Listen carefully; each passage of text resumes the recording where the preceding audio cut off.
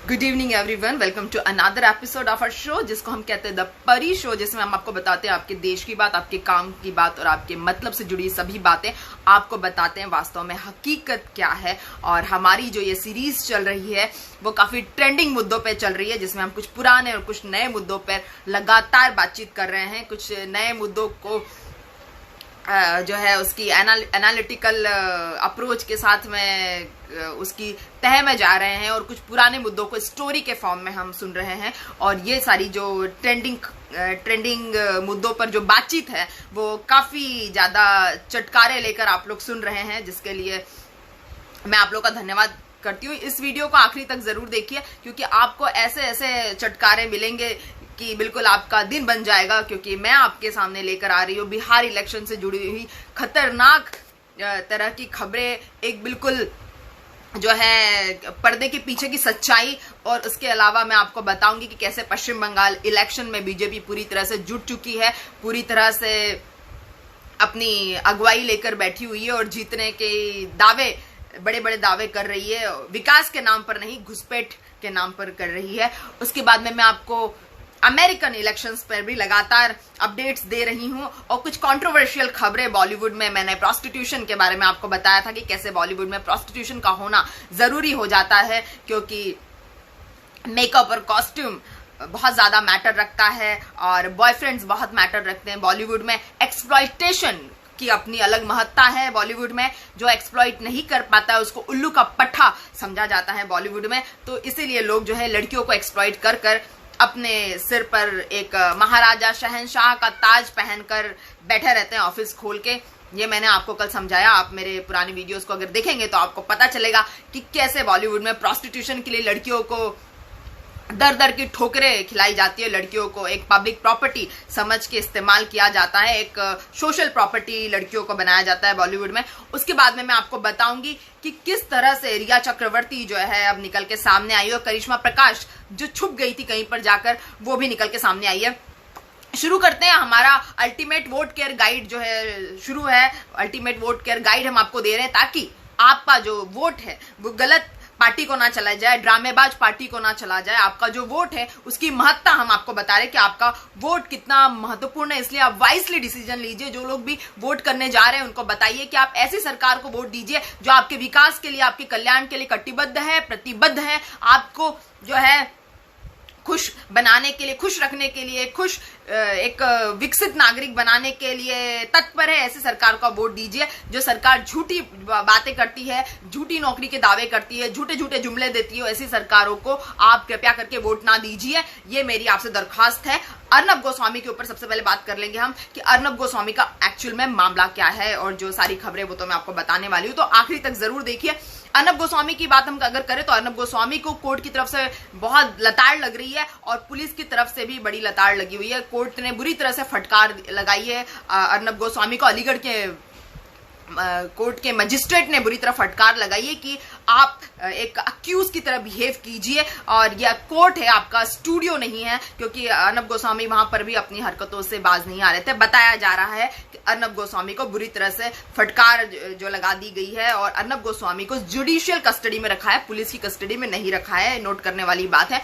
लेकिन हमें यह समझना होगा कि क्या अर्नब गोस्वामी का पुराना 2 साल पुराना केस जो ओपन कर दिया है पुलिस ने, तो क्या कोर्ट ने कहा था पुलिस से कि आप इस केस को ओपन कीजिए, या पुलिस वाले ऐसे ही फ्री बैठे थे एक दिन और उन्होंने जाके कोर्ट का ये जो मामला है पूरा 2 साल पुराना जो केस जो बंद हो गया था उसको रीओपन कर दिया है। और रीओपन किसके आदेश पे किया है ये भी बहुत इंपॉर्टेंट है, जो जानने वाली खबर होगी। जैसे ही खबर सामने आती है मैं आपको बताऊंगी। लेकिन मैं आपको मैटर बता देती हूँ कि अबेटमेंट टू सुसाइड का मैटर है, पत्रकारिता का मैटर नहीं है, जिसको लेकर इतने ज्यादा प्रदर्शन हो रहे हैं। लोग सड़कों पर निकल आए हैं अर्नब गोस्वामी को जस्टिस दिलाने के लिए, अर्नब गोस्वामी के सपोर्ट में लोग निकल के आए हैं। उन लोगों को मैं बता दूं कि अर्नब गोस्वामी को पत्रकारिता के लिए जिस तरह से वो उद्दंडता करते हैं, पत्रकारिता करते हुए जिस तरह से उनकी बॉडी लैंग्वेज होती है, जिस तरह से उनकी लैंग्वेज होती है, उसके लिए उनको सजा नहीं दी जा रही है, उसके लिए उनको जेल में नहीं रखा जा रहा है। अर्नब गोस्वामी को जो जेल में जुडिशियल कस्टडी में रखा हुआ है वो अबेटमेंट टू सुसाइड के केस में रखा है, जिसमें अन्वय नाइक और उनकी मम्मी कुमुद नाइक जो 53 इयर्स ओल्ड अनवे नाइक थे, उनकी मम्मी जो थी 83 इयर्स ओल्ड उनकी मम्मी थी। दोनों को जो है दोनों ने सुसाइड किया और फिर पुलिस को तलाशी में सुसाइड नोट मिला है जिसमें अनवे नाइक और कुमुद नाइक ने बताया है कि अर्नब गोस्वामी के साथ में 2 लोग और थे। और ये पूरा जो मामला था ये 5 करोड़ 40 लाख का ये मामला था। 5 करोड़ 40 लाख अनवे नाइक और कुमुद नाइक जो इंटीरियर डिजाइनर थे, जिन्होंने अर्नब गोस्वामी का स्टूडियो डिजाइन किया था रिपब्लिक भारत का। अनवे नाइक कुमुद नाइक को ये 5 करोड़ 40 लाख रुपए नहीं मिले थे। अर्नब के साथ में 2 और लोगों के स्टूडियो डिजाइन हुए, एक अंधेरी ईस्ट और एक अंधेरी वेस्ट में था, जिसमें नीतीश शारदा करके एक मीडिया के बंदे थे, नीतीश शारदा और फिरोज शेख। तो इन दोनों के भी स्टूडियो डिजाइन हुए थे। इन तीनों ने जो है पेमेंट्स नहीं दी है। अर्नब गोस्वामी की पेमेंट करीब 84 लाख निकल रही थी, नीतीश शारदा की पेमेंट जो है 55 लाख निकल रही थी और जो फिरोज शेख है उनकी पेमेंट करीब करीब 4 करोड़ रुपए निकल रही थी। तो ये पेमेंट्स ना देने की वजह से अनवे नाइक और कुमुद नाइक ने जो लेटर में लिखा है, सुसाइड नोट में लिखा है, उन्होंने बताया कि हम सुसाइड कर रहे हैं कंपनी के डायरेक्टर से, क्योंकि हम अपने जो क्रेडिटर्स को पैसा नहीं दे पा रहे, अपने एम्प्लॉयज को सैलरीज नहीं दे पा रहे, इसलिए हम लोग जो सुसाइड कर रहे हैं। तो प्लीज हमारी मौत के बाद में पैसा कलेक्ट करके आप जो है क्रेडिटर्स को दे दे। ऐसा नहीं कहा उन्होंने कि परिवार को दे दे या हमारी फैमिली को पैसों की जरूरत है, ऐसा अनवे नाइक और कुमुद नाइक ने सुसाइड नोट में नहीं लिखा है। लेकिन मैं आपको बता दूं कि उस समय देवेंद्र फडणवीस जो थे मुख्यमंत्री थे, बीजेपी की सरकार थी और शिवसेना जो थी सहयोगी पार्टी थी उस समय पे। लेकिन अब जाके जब शिवसेना जो है की सरकार है और एनसीबी और कांग्रेस जो है सहयोगी पार्टीज है, जहां पर बीजेपी का कहीं से कहीं तक कोई रोल नहीं है महाराष्ट्र में। तो शायद इस वजह से अर्नब गोस्वामी का जो ये पूरा नाटक चल रहा था जून से लेकर अभी तक का, जो पूरा उन्होंने जो ललकारा है परमवीर सिंह को, मुंबई के टॉप कॉप को, और उद्धव ठाकरे के साथ में जो दंडता इन्होंने दिखाई है, शायद महाराष्ट्र सरकार ने बदले की भावना के साथ में इस केस को रीओपन किया है। लेकिन जानना बहुत जरूरी है, अगर कोर्ट ने आदेश दिए हैं कि ये केस रीओपन हो, क्योंकि बताया जाता है कि 2020 इसी मई में अनवे नाइक की बीवी और अनवे नाइक की बेटी जो है मुंबई कोर्ट में गए थे और उन्होंने मुंबई हाई कोर्ट में इस केस को रीओपन करने की अर्जी दी थी। तो शायद मुंबई हाई कोर्ट ने इस केस को रीओपन कराने के लिए आदेश दिए हैं। तो इस मामले में बिल्कुल भी कहीं से कहीं तक महाराष्ट्र सरकार का कोई लेना देना नहीं है। महाराष्ट्र सरकार जो है क्लीन चिट बाहर निकल जाती है और महाराष्ट्र सरकार कोई अपने बदले की राजनीति नहीं कर रही है, बदले की भावना से इनका केस नहीं रीओपन करवा रही है। जहां तक ये मुझे पता चल रहा है कि 2018 मई में इन्होंने सुसाइड किया था। 5 मई 2018 को शायद अनवे नाइक और कुमुद नाइक ने सुसाइड किया था। लेकिन अब जाकर जो है 5 मई 2018 को जो इनकी वर्षगांठ थी, इस वर्षगांठ के जो पुण्यतिथि के उपलक्ष्य में इनकी बीवी और बेटी जो है न्याय मांग रही थी जाकर कोर्ट में। तो कोर्ट का काम बनता है कि कोर्ट उनको न्याय दे।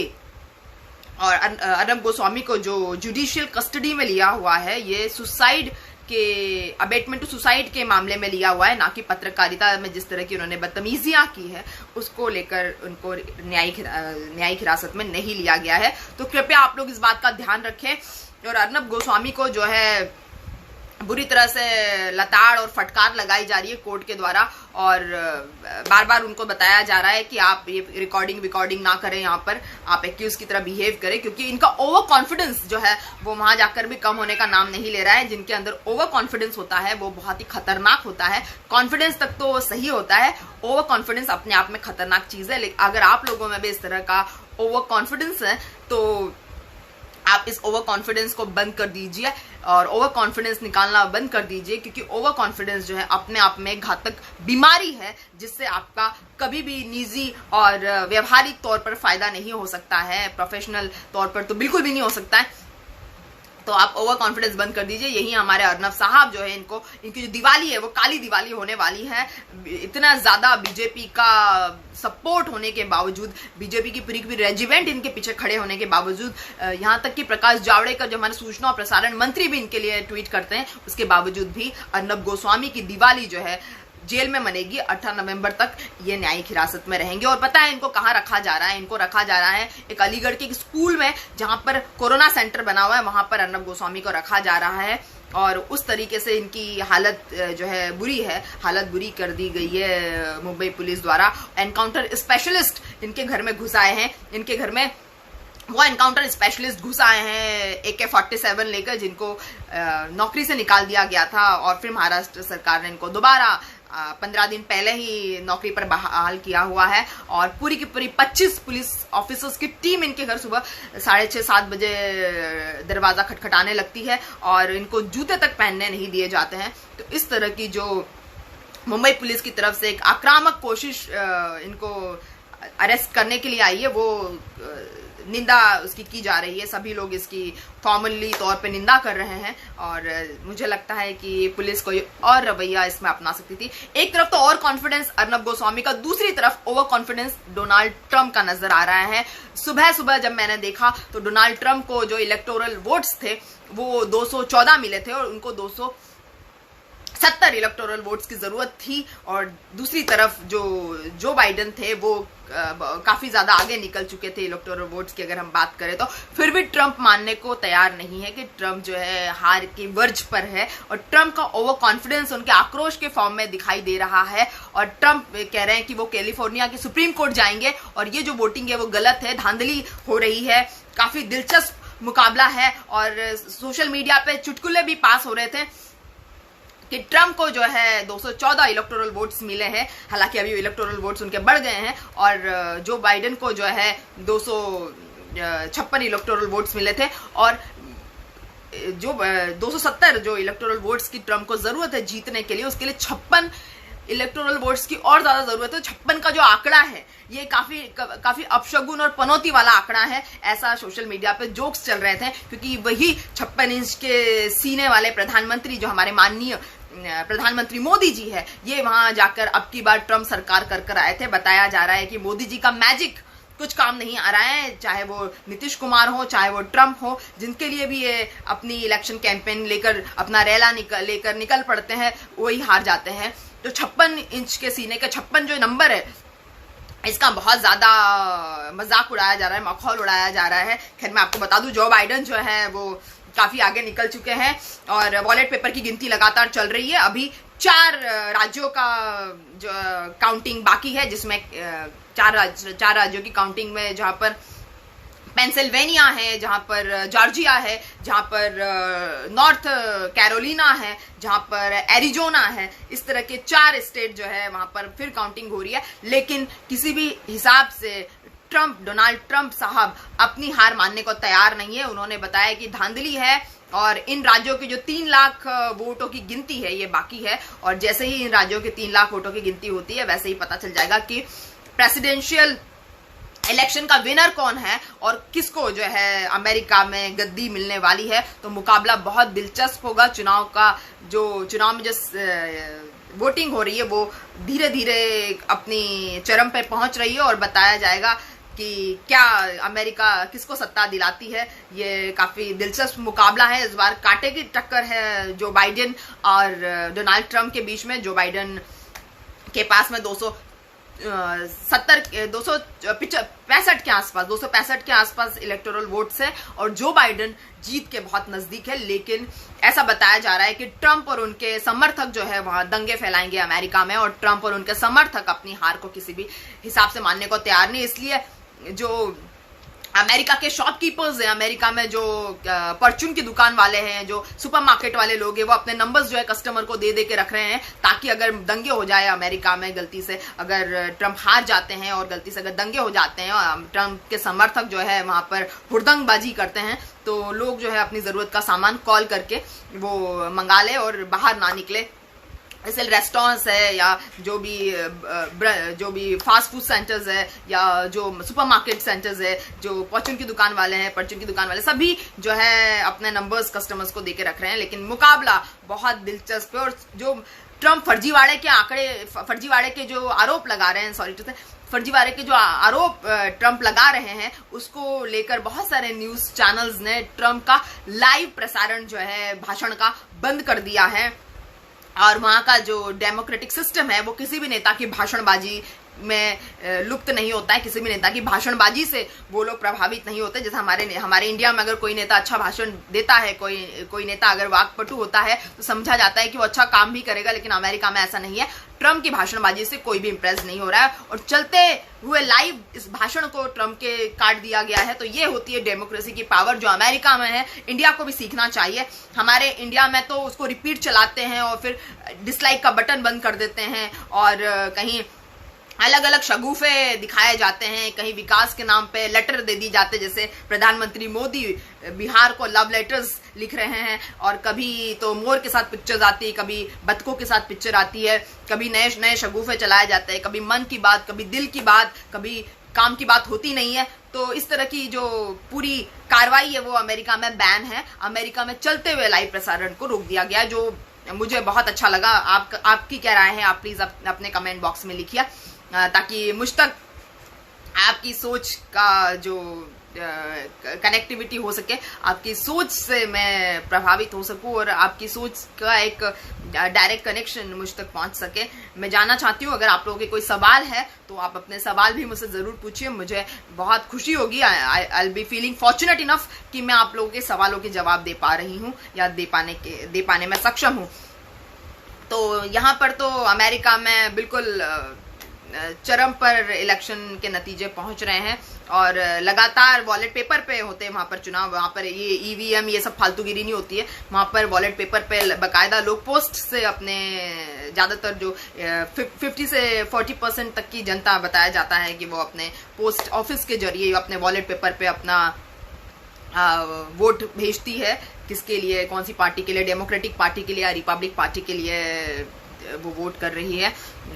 हमारे ट्रम्प साहब जो रिपब्लिक पार्टी के हैं और जो बाइडेन जो है डेमोक्रेटिक पार्टी के हैं, तो जो बाइडेन की तरफ जो है ज्यादा जीतने के आसार नजर आ रहे हैं। जो बाइडेन लगता है इस बार प्रेसिडेंट बन जाएंगे। अगर ट्रम्प जीत भी जाते हैं वोटिंग में, अगर इनको इलेक्टोरल वोट्स मिल भी जाते हैं, तो बताया जाता है कि ट्रम्प के पास में बहुमत नहीं होगा, क्योंकि ट्रम्प साहब को कहीं ना कहीं जातिवाद और कोरोना का ये पूरा जो मिसहैंडलिंग है इसके लिए जिम्मेदार ठहराया जा रहा है। और अमेरिका में लोग ऐसे नहीं हैं, अनपढ़ नहीं हैं और इस हद तक अनपढ़ नहीं है कि वो किसी के भाषण में आके अपना कीमती वोट, अपना हीरे तुल्य वोट बर्बाद करेंगे। तो अमेरिका के लोग कम से कम एजुकेटेड है। ये वहां के डेमोक्रेसी के लिए, डेमोक्रेटिक सिस्टम के लिए बहुत पॉजिटिव बात है। जो हमारे यहाँ पर अनपढ़ लोग हैं वो डेमोक्रेटिक जो राइट्स नहीं समझते हैं, अपने चुनाव के अधिकार को, अपने वोटिंग राइट्स को, अपने वोट देने के अधिकार को, अपने नागरिक होने के अधिकार को हमारे यहाँ के लोग नहीं समझते। हमारे यहाँ के लोग जो मिले उसी को किस्मत समझ के प्रणाम कर लेते हैं, जो हमारे यहाँ पर एक अनपढ़ता की, असाक्षरता की निशानी है। तो ऐसी अनपढ़ता से आप बचिए, ऐसी असाक्षरता से आप लोग बचिए, मैं आप लोगों को बताऊंगी। खैर, हमें आगे बढ़ना है। आगे की हम लोग बात करते हैं कि बहुत दिनों से हमारे जो अमित शाह जी, हमारे माननीय गृह मंत्री अमित शाह जी जो गायब हो गए थे, कहीं नजर नहीं आ रहे थे, कल निकल के अर्नब के लिए सामने आए। 4 तारीख को अर्नब के लिए सामने आए और बता रहे थे कि कैसे डेमोक्रेसी पर हमला हो गया है। तो मैं आपको बता दूं कि डेमोक्रेसी पर हमला अभी पहली बार नहीं हुआ है। बहुत सारे पत्रकार जो है वो अंदर है और बहुत सारे पत्रकार जो है वो लड़ाइयां लड़ रहे हैं, कोर्ट के चक्कर लगा रहे हैं हमारे देश में। तो ये अकेले अर्नब गोस्वामी पत्रकार नहीं है जो बिल्कुल पूरे डेमोक्रेसी का इन्होंने ठेका ले रखा है। तो और सबसे बड़ी बात जो मैंने आपको स्टोरी बताई पूरी कि अर्नब को पत्रकारिता के लिए पहली बार भेजा ही नहीं गया। पहली बात तो अर्नब जो अंदर गए हैं पत्रकारिता के लिए, अर्नब अंदर नहीं गए हैं। अर्नब अंदर गए हुए हैं, अगर जुडिशियल कस्टडी में गए हुए हैं, 15 दिन की न्यायिक हिरासत में अगर अर्नब है, तो अर्नब जो है वो अबेटमेंट टू सुसाइड के लिए गए हैं। अर्नब ही नहीं, उनके साथ में नीतीश, शारदा और फिरोज शेख भी गए हुए हैं। तो फिरोज शेख और नीतीश, शारदा और अर्नब जो है एक ही थाली के चट्टे बट्टे हैं। इन्होंने जो है किसी का 5 करोड़ 40 लाख रुपए जो है हड़प कर लिया और इनको जो है इनकी वजह से कंपनी के 2 डायरेक्टर्स जो है उन्होंने सुसाइड कर लिया। तो अगर जो लोग समझते कि अर्नब के साथ में अन्याय हो रहा है, अर्नब के साथ में जो है एक्सप्लॉइटेशन हो रहा है, अर्नब की इमेज का एक्सप्लॉइटेशन हो रहा है और अर्नब को जो परमवीर सिंह को बोलने की वजह से फंसाया जा रहा है, तो वो लोग समझ जाइए कि ये कोर्ट का मामला है, ये जो है हाई कोर्ट का मामला है। वो कोर्ट के मामले में हमारा राइट नहीं बनता है कि हम किसी तरह की कमेंटबाजी करें, क्योंकि हमारे यहाँ पर हमारे लोकतांत्रिक व्यवस्था में सबसे ज्यादा विश्वास हम सत्ता पर रखते हैं, वो जो कोर्ट की शक्ति पर रखते हैं, हमारे कानून की शक्ति पर रखते हैं, तो कानून को अपना काम करने दिया जाए। खैर, हम आगे बढ़ते हैं और जो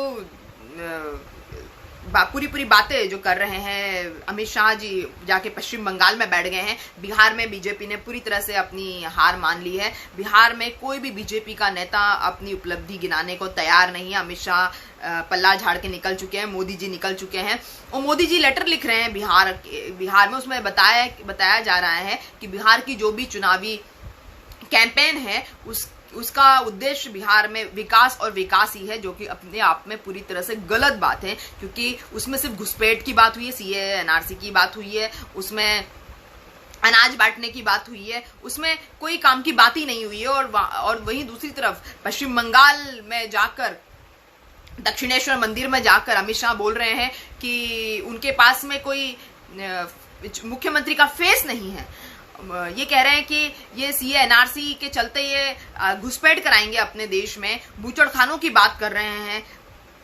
ये जाकर पश्चिम बंगाल में बैठ गए हैं और ये बता रहे हैं कि बिहार में मतलब आग लगी पड़ी हुई है, और ये कह रहे हैं कि पश्चिम बंगाल में जो है वो सत्ता परिवर्तन की लोगों को जल्दी है, मतलब ममता सरकार जाए और बीजेपी सरकार आए, जबकि ये नहीं देखते हैं कि बिहार में आग लगी पड़ी हुई है। बिहार में जो है एक भी जनता जो है बीजेपी की रैली अटेंड करने को तैयार नहीं है, और बिहार में मतलब बीजेपी जो है वो मतलब शर्मसार हो गई है। और दूसरी तरफ जाके इस तरह का झूठ जो है हमारे माननीय गृह मंत्री अमित शाह जी बोल रहे हैं कि यहाँ पर पश्चिम बंगाल में जनता को सत्ता बदलने की जल्दी है, सत्ता परिवर्तन की जल्दी है। और ये भी कह रहे हैं कि पूरी जो बिहार की जो पुलिस है वो बीएसएफ को सपोर्ट नहीं कर रही है। पश्चिम बंगाल की जो पुलिस है वो बीएसएफ को सपोर्ट नहीं कर रही है, इसलिए सीए एनआरसी जो है नहीं लग पा रहा है। और ममता सरकार जो है माइनॉरिटी अपीजमेंट कर रही है, तुष्टीकरण की राजनीति कर रही है, इसीलिए भी बीजेपी ढंग से काम नहीं कर पा रही है। उन्होंने पूरी तरह से ममता सरकार को जो कटघरे में खड़ा कर दिया है, राज्यपाल को अपने साइड में कर लिया है। अमित शाह जी ने ममता सरकार को तुष्टीकरण की राजनीति के इल्जाम लगा रहे हैं, बीजेपी का फेस नहीं बता रहे हैं कि बीजेपी का सीएम का फेस कौन होगा। तो ये क्या अपनी विकास के परचम लहराएंगे, ये नहीं बताना चाहते कि ये क्या काम करेंगे, बस ये कह रहे हैं सीए एनआरसी लेकर आ जाएंगे। ये कह रहे हैं पश्चिम बंगाल की जो बीएसएफ सपोर्ट नहीं कर रही है, पुलिस सपोर्ट नहीं कर रही है बीएसएफ को, और अलग अलग तरह की ये बातें कर रहे हैं। बता रहे कश्मीर में जो है 370 हटाकर सब चंगासी, अब उनको पता ही नहीं है कि क्या चंगासी, इंटरनेट कनेक्शन नहीं है 2 साल से, बच्चे स्कूल नहीं जा रहे हैं, फिर भी वो 370 बहाल करने का नाम नहीं ले रहे हैं। कई सारी बातें उन्होंने की है, बूचड़खानों की बातें करी है, घुसपैठियों की बातें करी है, लेकिन कोई भी काम की बात पश्चिम बंगाल में जाकर बीजेपी का झंडा लहराकर अमित शाह जी नहीं कर रहे हैं। तो मैं आपको बताऊंगी कि भाषणबाजी के चक्रों में आप मत आइए, आप अपना दिमाग लड़ाइए, अपनी अकल लड़ाइए और सही इंसान को जाकर वोट देकर आइए, सही पार्टी को जाकर वोट देकर आइए। आपकी अकल का इस समय चलना बहुत ज्यादा आवश्यक है, नितांत आवश्यक हम कह सकते हैं कि आपकी अकल का चलना बहुत ज्यादा आवश्यक है। और ये गलत चिट्ठियां और ये जो वहां से बिहार के मधुबनी से योगी आदित्यनाथ जो है उल्टे पुल्टे लोगों की गलतियां गिनवा रहे हैं, दूसरी पार्टियों की गलतियां गिनवा रहे हैं, लेकिन दूसरों की गलतियां गिनवाने से इलेक्शन नहीं जीते जाते हैं। इलेक्शन जीते जाते हैं आपकी उपलब्धि बताने की वजह से, आपकी उपलब्धियां गिनवाने की वजह से इलेक्शन जीते जाते हैं। लेकिन चाहे मोदी जी हो, चाहे अमित शाह जी हो, चाहे हमारे माननीय सीएम योगी आदित्यनाथ जी हो, जो बिहार के मधुबनी में बैठ के अर्नब को सपोर्ट कर रहे थे, इन सब लोगों को अगर मैं बता दूं तो किसी की भी गलतियां गिनवाने से और लालू जी की वाइफ के बच्चे गिनवाने से और इस तरह से उल्टी सीधी जुमले देने से और एक कहीं भाषण देने से इलेक्शन नहीं जीते जाते हैं। और तुष्टिकरण की राजनीति अगर ममता ने की है तो ये लोग जो है बीजेपी के जो नेता हैं, इन्होंने भी जाके दुर्गा पांडालों में अपनी राजनीतिक रणनीति बना ली है। तो तुष्टिकरण की राजनीति कहाँ से आ रही है और माइनॉरिटी अपीजमेंट कहाँ से आ रहा है? एक सेकंड टाइम देना मुझे। आगे बढ़ते हैं। इसके बाद में मतलब बीजेपी अपना फेस सब को छुपा लेती है, क्योंकि बीजेपी का फेस सामने आते ही, बीजेपी के मुख्यमंत्री का फेस सामने आते ही बीजेपी चुनाव हार जाती है। जैसे अमित शाह बड़े एक्टिवली दिल्ली विधानसभा चुनाव में लगे हुए थे, उसके बाद में दिल्ली विधानसभा चुनाव हार गए। तो कहीं ऐसा ना हो जाए कि अमित शाह इतने एक्टिवली पश्चिम बंगाल में जो बैठे हुए हैं, शायद इसीलिए उनको बिहार नहीं भेजा है, पश्चिम बंगाल में जाके बैठे हैं, पश्चिम बंगाल में जाके बैठ के ये लंबे चौड़े भाषण दे रहे हैं, मोदी जी प्यार भरा पत्र लिख रहे हैं बिहार को, अमित शाह जी वहां निपटा रहे हैं, पश्चिम बंगाल में ममता सरकार को बैठ के लताड़ रहे हैं और ये बड़ी बड़ी बातें करते हैं, लेकिन अपना जो है फेस नहीं बताते कि सीएम का फेस क्या है। और सीएम का फेस अगर बताते हैं तो फिर पोस्टर से हटा लेते हैं, जैसे इन्होंने बिहार में हटा लिया।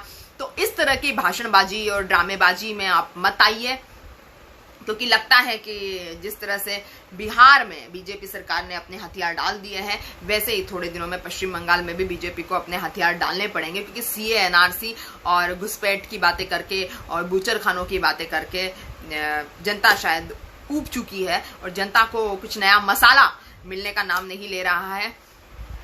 तो आप अपना वाइज डिसीजन लीजिए और मेरा जो है अल्टीमेट वोट केयर गाइड शुरू रहेगा। आगे बढ़ते हैं, हम थोड़ा बॉलीवुड की तरफ आते हैं। थोड़ा सा रिया के जो वकील है सतीश मान शिंदे, इन्होंने कुछ खुलासे किए हैं और ये लगातार खुलासे करते आए हैं। अभी इन्होंने नए खुलासे कर दिए कि 13 तारीख को रिया बाहर गई थी, लेकिन ये खुलकर नहीं बता रहे कि रिया क्या सुशांत से मिली थी या नहीं मिली थी। उन्होंने ये भी बताया कि 8 जून को रिया का और सुशांत का झगड़ा हुआ था और क्योंकि सुशांत जो है रिया की बात नहीं मान रहे थे, जब तक सुशांत रिया की बात मानते रहे तब तक रिया उनके साथ रही, क्योंकि 8 जून को सुशांत ने रिया की बात नहीं मानी। रिया के मुताबिक ड्रग्स या दवाई या जो भी चीज कह दे वो नहीं लिए। सुशांत ने 5 डॉक्टरों की सलाह को भी नहीं माना। रिया के वकील के अनुसार ये 5 डॉक्टर क्या देने वाले थे सुशांत को? ड्रग्स देने वाले थे 5 डॉक्टर या दवाई देने वाले थे? इसका खुलासा भी नहीं हुआ है, लेकिन सुशांत ने 5 डॉक्टरों की बात जो है नहीं मानी, इसीलिए रिया 8 तारीख को सुशांत को छोड़कर चली गई है। और उसके अलावा जो और भी बातें सामने आई है कि जो साजिश और धोखे से भरी हुई सुशांत की जिंदगी है, उसके पन्ने धीरे धीरे खुल रहे हैं कि वाटर स्टोन रिजॉर्ट में रिया का जो प्रोड्यूसर है, रिया के मेकअप मैन घर में आ गए हैं, रिया का प्रोड्यूसर वहां वाटर स्टोन रिजॉर्ट में आ गए, रिया की फैमिली वाटर स्टोन रिजॉर्ट में आ गई है। पूरी तरह से सुशांत के पैसों पर ऐश मार रहे हैं और बाद में सुशांत के मरने के बाद में उसको ड्रगिस्ट करार दे रही है पूरी फैमिली। तो इसके चलते पुलिस को या एनसीबी को जरूर कार्रवाई रिया पर करनी चाहिए, लेकिन एनसीबी अभी तक शांत क्यों है इसकी बात समझ में नहीं आ रही है। लेकिन ये बात तो समझ में आती है कि रिया शायद जबरन दवाइयां या जबरन ड्रग्स देने के लिए सुशांत को मजबूर करती थी और सुशांत जबरन ड्रग्स नहीं लेते थे, दवाइयां नहीं लेते थे, तो रिया झगड़ा करती थी। ये बात इन पूरे मामलात से आप समझ सकते हैं कि ये शायद मैटर हो सकता है कि गर्लफ्रेंड बनने के बाद में एक विश कन्या, जैसे कह रहे हैं, मैं नहीं कह रही हूँ, ऐसे बहुत सारे लोग कह रहे हैं, न्यूज़पेपर्स में बहुत सारे न्यूज़पेपर्स कह रहे हैं, तो विश कन्या के रूप में जो है रिया सामने आई है। तो जरूर है, ये जरूर होगा कि विश कन्या सुशांत को विश दे रही होगी और विश देने के लिए कोई ना कोई प्लानिंग बना रही होगी जिसकी कहीं ना कहीं भनक सुशांत को लग गई, क्योंकि बॉलीवुड में बताया जाता है कि ड्रग्स बहुत ज्यादा प्रेवलेंट है, बहुत ज्यादा प्रेवलेंस चलता है ड्रग्स का। तो शायद रिया, जिस तरह से रिया का भाई ड्रग्स सप्लायर था, तो शायद रिया अपने भाई का बिजनेस बढ़ा रही थी, ऐसा समझ में आता है। खैर ये तो बात की बात है, ये सब एनसीबी और कोर्ट डिसाइड कर लेगा। हम आगे बढ़ते हैं कि करिश्मा प्रकाश जो दीपिका की टैलेंट मैनेजमेंट मैनेजर है क्वान कंपनी की, जिससे रिया भी कनेक्टेड है, करिश्मा ने रिया से संबंध होने की बात, रिया को पहचानने की बात मान ली है और करिश्मा ने बताया कि हाँ वो रिया को जानती है और रिया और करिश्मा प्रकाश के सीधे तौर पर ड्रग पैडलर से संबंध है। करिश्मा प्रकाश बहुत दिनों से गायब थी और अचानक प्रकट हो गई, और कल प्रकट होने के बाद में करिश्मा प्रकाश ने जो है धीरे धीरे पोल खोलनी शुरू कर दी। धीरे धीरे एक एक परत दर परत जो है वो राज खोल रही है। उन्होंने बताया कि हाँ, उन्होंने दीपिका के लिए ड्रग पैडलर से कई बार ड्रग्स मंगवाई है। उन्होंने ये भी बताया कि वो जो अगिस्या लाओस करके गैब्रिला का भाई और अर्जुन रामपाल का साला, उसको जानती है। उन्होंने ये भी बताया है कि वो दीपिका के लिए उन लोगों से भी, गैब्रिला और अगसिया लाओस से भी ड्रग्स मंगा चुकी है। मतलब सारी चीजें इंटरवोवन है, आपस में एक दूसरे से जुड़ी हुई है, और ड्रग पैडलर से ड्रग मंगवाती है करिश्मा के घर पर जो है काफी ज्यादा ड्रग्स मिली है, और सीबीडी ऑयल की 3 बॉटल्स मिली है, बहुत सारी दवाइयां मिली है, और वीड और हैश जो माल है, क्या दीपिका पूछती है, और दीपिका पूछती है कि हैश है ना, तो उस तरह की चीजें भी मिली है। तो अब वो शायद एनसीबी के पूरी तरह से चपेट में आ गई है, लेकिन वो लगातार झूठ बोल रही है, कुछ चीजें छुपा रही है, इसलिए एनसीबी ने उसको अपनी कस्टडी में रखा हुआ है। तो दीपिका के लिए लगातार वो है झूठ बोल रही है, तो ऐसा समझ में आ रहा है। करिश्मा प्रकाश ने रिया चक्रवर्ती से कई बार बातचीत की है, और जब करिश्मा झूठ कह रही थी कि वो दीपिका को ज्यादा नहीं जानती है, तो एनसीबी ने उठा के चैट सामने रख दी कि अगर आप दीपिका को नहीं जानती हो तो ये प्रोफेशनल और पर्सनल चैट्स क्यों हैं। ये अमित कौन है जो दीपिका को ड्रग्स पहुंचाने के लिए कोको क्लब जा रहा था, उस पर करिश्मा ने बताया कि अमित उसका सहयोगी है जो लगातार सबको बारी बारी से ड्रग्स पहुंचाता है। और उसने ये बात कबूल की है कि इनकी कई ज्यादा लंबी चौड़ी पार्टियां होती है जिसमें ड्रग्स होना बहुत ज्यादा आवश्यक होता है। और अगर कुछ एक्टर्स तो ऐसे बिना नाम लिए बताया है कि जिनको अगर ड्रग्स ना मिले तो पार्टी छोड़ देते हैं, गुस्से में पार्टी छोड़कर निकल जाते हैं। तो ये दीपिका के जो पुराने सवाल है वो भी पूछे गए करिश्मा प्रकाश से, जिसमें बताया कि आप वीड क्या है, हैश क्या है, तो उसने वही पुराने घिसे पिटे जवाब दे दिए करिश्मा ने कि हाँ, वो सिगरेट बड़ी छोटी सिगरेट को वो वीड और हैश कहते हैं। और कई सारी चीजें झूठ और सही बता रही है, लेकिन एनसीबी लगातार सवाल पूछती जा रही है और करिश्मा प्रकाश लगातार टूटती जा रही है। तो ये करिश्मा प्रकाश बताते हैं कि इन्होंने क्वान से भी रेजिग्नेशन दे दिया, तो ऑफिशियली अभी वो दीपिका की मैनेजर नहीं है। ऑफिशियली दीपिका की मैनेजर होने से अब उनको मुक्ति मिल गई है, लेकिन फिर भी दीपिका के साथ में जो उनकी चैट्स है वो पूरी तरह तो एनसीबी ने जो है ट्रेस आउट कर लिया है, और करिश्मा प्रकाश से लगातार बातचीत चल रही है। दीपिका के साथ में करिश्मा प्रकाश के जो संबंध है वो चैट के चलते सामने आ रहे हैं, और वो झुठला नहीं सकती है कि उसने जो है ड्रग पैडलिंग नहीं किया और ड्रग के नेक्सस से उसका डायरेक्ट कनेक्शन नहीं है। अब वो ड्रग सिंडिकेट से दूर रहने की बात नहीं कर सकती। तो अब करिश्मा प्रकाश जिस तरह से गायब हुई थी, किसके कहने पे गायब हुई थी, क्या कहकर गायब हुई थी, ये तो पता नहीं है, लेकिन अब जो वो चपेट में आ गई एनसीबी की, तो एनसीबी पूरी तरह से जांच करेगी। वहीं दूसरी तरफ हम देखते हैं कि महेश भट्ट की जो लवीना करके बहू है, उनके सहगल या पता नहीं क्या नाम है, सहगल ये शायद उसका नाम, तो वो भी सामने आ रही है लड़की। शी इज अ वुमन, वो सामने आ रही है, बता रही है कि जो महेश भट्ट है वो बहुत बड़े दादा है, और वो अपनी बेटी और अपनी बीवी सोनी राजदान के टैलेंट की नुमाइश करने के लिए ऑफिस में बैठे रहते हैं। उनके पास बहुत पैसा है, एक गाने से 25 लाख उनको मिल जाते हैं दिन के, और बताते हैं उनके पास बहुत ज्यादा पैसे हैं, और वो किसी को एक फोन कर देते हैं तो दूसरे की लाइफ जो खत्म हो जाती है, करियर खत्म हो जाता है, काम खत्म हो जाता है, और वो किसी को अगर उनका विरोध कोई करे तो उनको काम नहीं मिलता है। महेश भट्ट के इशारे पे लोग काम देना बंद कर देते हैं। वो जो बहू है महेश भट्ट की बहन की बहू है, मतलब महेश भट्ट की जो बहन है उनकी बहू लगती है, तो महेश भट्ट की भी बहू है इस तरह से। तो उसने बताया कि ये लोग मेरे घर से मुझे एविक्ट करने के लिए मुझे परेशान कर रहे हैं, मेरे घर से मुझे एविक्ट करने के लिए बार बार मुझे दूध लेने के लिए, सब्जी लेने के लिए, दवाइयाँ लेने के लिए नीचे तक उतरना पड़ता है, लॉबी तक उतरना पड़ता है, मेरे घर तक नहीं पहुंचाते हैं। और इन लोगों ने मुझ पे झूठा फर्जी सूट कर दिया है मेरे घर से मुझे बाहर निकालने के लिए। मुझे 2015 से ये लोग परेशान कर रहे हैं। 2010 में इनकी शादी हुई थी और उनको 2013 में पता चला कि जो महेश भट्ट का भांजा है, जिनकी ये बीवी थी, वो भांजा जो है ड्रग सप्लाई करता है, लड़की सप्लाई करता है। और उस पर जब उसने जाकर महेश भट्ट से कंप्लेन की, लवीना ने, जब महेश भट्ट की बहू ने जाकर उनके बेटे की कंप्लेन की, महेश भट्ट के बेटे की कंप्लेन की महेश भट्ट से, तो महेश भट्ट ने जवाब दिया सो व्हाट। तो इस तरह का जवाब महेश भट्ट साहब ने दिया है। और मुकेश भट्ट और महेश भट्ट लगातार पूरी जिंदगी भर अल्कोहलिक थे, ड्रगिस्ट थे, और इसीलिए उनको कोई बड़ी बात नहीं लगती, लड़की सप्लाई करना भी बड़ी बात नहीं लगती। तो ये बॉलीवुड की सच्चाई, जो इस बॉलीवुड की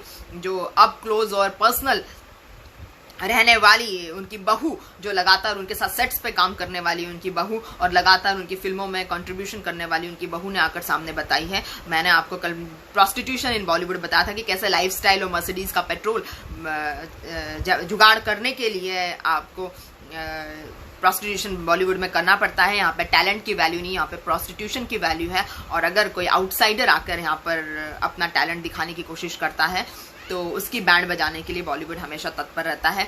उसको आउटसाइडर करके जो उसको फ्रस्ट्रेशन, डिप्रेशन में लाया जाता है। जो कंगना कहती है, जो मल्लिका शेरावत कहती है, वो सच कहती है कि अगर आप डायरेक्टर्स को और समटाइम्स प्रोड्यूसर्स को, जब कॉर्पोरेट का पैसा ना हो, तो प्रोड्यूसर्स को, डायरेक्टर्स को और अगर हीरोज को आप खुश नहीं कर सकते, उनके साथ नाइट स्टैंड नहीं कर सकते हैं, तो मूवी आपके हाथ से खिसक जाती है। वो किसी स्टार किड्स, नेपो किड के हाथ में चली जाती है। और नेपो किड को भी कुछ शर्तें माननी होती है। इतनी ज्यादा सख्ती नेपो किड्स पे नहीं होती है, लेकिन फिर भी नेपो किड्स को भी नाइट स्टैंड पर सख्त रहना पड़ता है, नाइट स्टैंड के लिए तत्पर रहना पड़ता है। तो इस तरह की ये बॉलीवुड की सच्चाई है। किसी ने सही कहा है कि all that glitters is not gold, हर चमकती हुई चीज जो है सोना नहीं होती। तो यही चीज जो है बॉलीवुड की सच्चाई है कि आपको फिल्मों में इमोशनल गाने और इमोशनल डायलॉग्स दिखा कर आपसे 300 की टिकट के 400 लिए जाते हैं, 500 लिए जाते हैं। और उसी टिकट के पीछे जो है इतनी बड़ी कॉन्स्पिरेसी होती है, जिसमें लड़कियों को प्रोस्टिट्यूशन करना पड़ता है, जिसमें आउटसाइडर को डिप्रेशन का शिकार बनाया जाता है, ड्रग खिलाए जाते हैं, और ड्रग्स ना लेने पर आपको गंवार कहा जाता है, और ड्रग्स ना लेने पर आपको आउटकास्ट कर दिया जाता है, आपको आउट ऑफ फैशन बता दिया जाता है। ड्रग्स लेने वालों को ही फैशनेबल और कूल समझा जाता है और ट्रेंडी समझा जाता है और चिल मारू गर्ल समझा जाता है। तो ये सब बॉलीवुड का फैशन है, ट्रेंड है, तो जिसके बारे में मुझे आपको बताना जरूरी था। आप देख सकते हैं लवीना जो है उनकी महेश भट्ट की बहू है, वो लगातार मीडिया के सामने आ रही है, लगातार उसको 5 साल से परेशान किया जा रहा है। ना पुलिस उनकी रिपोर्ट लिख रही है, ना कोई उनकी दिल की आवाज को सुनने वाला है, ना उनकी जो वो गुहार लगा रही है, उनका जो वो दुख बता रही है, जो दुख जाहिर कर रही है, कोई भी उसको समझने वाला नहीं है। ऐसा तभी होता है जब गर्ल्स सप्लायर्स की फौज आपके आसपास घूम रही होती है, क्योंकि जो लोग लड़कियां सप्लाई करते हैं वो किसी भी लड़की के रोने को, धोने को, या किसी भी लड़की की मजबूरी को, किसी भी लड़की की परेशानी को समझने में असमर्थ होते हैं, जो कि बॉलीवुड का पूरा की पूरा खेल चल रहा है। बॉलीवुड में कोई भी उनकी बात को सुनने समझने को तैयार नहीं, कोई भी उनको काम देने तक को तैयार नहीं है। सब महेश भट्ट से डरे हुए हैं। और उनकी जो बहन है महेश भट्ट की, वो कहती है कि तुम जाके अपनी शॉपिंग करो, क्योंकि ड्रग्स लेना, ड्रग्स लड़कियों को देना और लड़कियां फिर सप्लाई करना कोई बड़ी बात नहीं है। तो इस तरह की बात जो है महेश भट्ट की फैमिली के लिए निकल के आ रही है। उनकी खुद की बहू और भी कई सारे स्टार्स की जो बीवियां हैं वो निकल के आ रही है, वो कह रही है कि उनके पति जो है वो ऐसी ड्रग्स पार्टियों में जाते हैं कि पता नहीं चलता किसके साथ जा रहे हैं, किसके साथ आ रहे हैं। ड्रग्स जो है बहुत आयत से है और ड्रग इतनी ज्यादा है, 10-10, 20-20 लाइनें बिल्कुल फर्स्ट मिनट से शुरू हो जाती है पार्टीज में। दीपिका की हैप्पी न्यू ईयर की पार्टीज में ड्रग्स बहुत ज्यादा कॉस्टली ड्रग्स बहुत ज्यादा मात्रा में बुलाई गई थी, और फिर रात में 4 बजे जब खत्म हो जाती है तो फिर से ड्रग पैडलर ड्रग्स लेकर घूमते रहते हैं, उनके लिए तैनात रहते हैं। लेकिन क्योंकि ये लोग सब तरफ से सिक्योर्ड है, प्रोटेक्टेड है कानून की तरफ से, पुलिस की तरफ से, इसीलिए इन पर कार्रवाई नहीं होती है। ये सारा जो कच्चा चिट्ठा है बॉलीवुड की, जो असलियत है वो बॉलीवुड की खुद की अप क्लोज और पर्सनल जो उनकी बहुएं हैं, जो उनकी बीवियां हैं, वो खोल रही है। और किसी भी बीवी के लिए, किसी भी बहू के लिए बात बहुत बुरी होगी कि उसका पति या उसका ससुर जो है वो ड्रग्स में हो, पूरी तरह से अल्कोहलिक हो, शराब का आदी हो, गुलाम हो, ड्रग्स का शराब का गुलाम हो, और लड़कियां सप्लाई करने को बहुत अच्छा मानता हो, तो ये एक बिल्कुल सदमे वाली बात होगी किसी भी अच्छी लड़की के लिए, एजुकेटेड लड़की के लिए। लेकिन बॉलीवुड में एजुकेटेड लड़कियों की भी कमी है, मैं आपको बता दूं। कोई भी 10वीं 11वीं से ज्यादा किसी का दिमाग चलता नहीं है। 12वीं या फर्स्ट ईयर में एडमिशन लेने के बाद दिमाग पूरी तरह से बंद हो जाता है और एग्जाम्स में पूरी तरह से फेल हो जाते हैं, चाहे वो करीना कपूर खान हो, चाहे वो दीपिका पादुकोण हो, चाहे वो XYZ, आप किसी का भी नाम लो। 11वीं क्लास के बाद तो जब फुल फॉर्म जवानी का आ जाता है तो एजुकेशन जो है वो डब्बा बंद हो जाता है, और एजुकेशन में दिमाग चलना इन हीरोइनों के बंद हो जाते हैं, क्योंकि एजुकेशन की कमी है। इसलिए जो भी चीजें चलती है उसी को ये लड़कियां अपनी किस्मत समझ लेती है, जैसे कि मैंने कल आपको बताया। आप मेरा कल वाला प्रोस्टिट्यूशन वाला वीडियो जरूर देखिए। अभी के लिए इतना ही, कल फिर मिलती हूँ मैं आपसे लाइव बातचीत में, जिसमें हम कुछ नए और पुराने मुद्दों पर बात करते हैं। मैं आपसे दरख्वास्त करूंगी, रिक्वेस्ट करूंगी कि आप जितना ज्यादा से ज्यादा लोगों को हो सके मेरे वीडियो को शेयर कीजिए, क्योंकि तभी हम एक बुद्धिजीवी समाज का निर्माण कर सके। आप अपने फ्रेंड्स और फैमिलीज में लगातार सजेस्ट कीजिए, और आप मेरे YouTube चैनल को भी सब्सक्राइब कर सकते हैं, जिसका नाम है परी टॉक्स टू देश की जनता, जिसमें आप सब्सक्रिप्शन बटन को दबा के बेल आइकन को क्लिक कर दीजिए। मैं फिर आपसे उद्घोषणा कर सकती हूँ कि हमारे वीडियोस का उद्देश्य किसी को भी समर्थन या असमर्थन करना नहीं है। किसी भी पार्टी विशेष को, व्यक्ति विशेष को हम समर्थन नहीं दे रहे हैं, ना किसी का असमर्थन कर रहे हैं, लेकिन एक पोल खोल जो है, हमको एक सच्चाई का आईना आप लोगों को दिखाना इस लाइव शो का काम है जो हम कर रहे हैं।